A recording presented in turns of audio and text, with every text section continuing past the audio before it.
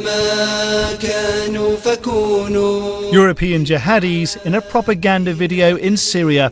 How should the West deal with radicalised fighters if they return home?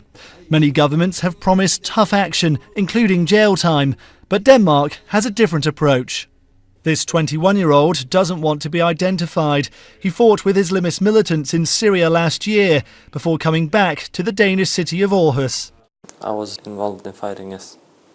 My main position was with the heavy artillery towards the plains of Bashar. So you know how to fire heavy artillery and try and shoot a plane at this guy? Yes. It's not a big thing to learn, but you need to practice to be a better shooter. He supports a Danish de-radicalisation programme aimed at helping around a dozen young jihadis. Instead of jailing them, Denmark is offering support. They want you to come back, to be a part of society again. And I believe that's the right way to handle these youth who are coming back from Syria. This mosque was previously accused of encouraging people to travel to Syria.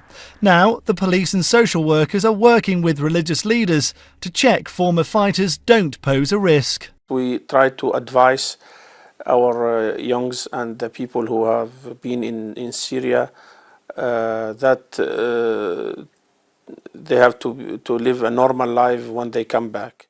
The dangers of working with jihadis are all too clear. In this propaganda video in Syria, Danish fighters use pictures of Danish politicians as targets. Police say anyone who returns to Denmark and is believed to have broken a law could face prosecution, but so far no one has. The mayor of Aarhus says their methods work. We need to make sure that they are de-radicalized and that we are following them very, very closely in their everyday life, giving them opportunities to get education, to get a job and to be an active part of society. Some in Denmark are concerned about the risks. Of the 30 Danish people who travelled from this city to Syria last year, around half have returned. This returnee fighter insists they're not a threat. We are definitely not a danger. I have met a lot of Western fighters in Syria. Nobody was talking about to go back to their country and bomb their country, to become a threat to their own countries. Should those who return from the battlefield be imprisoned or given help? The Danish solution is unique.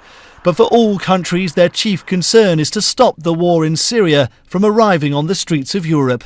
Duncan Crawford, BBC News, Aarhus.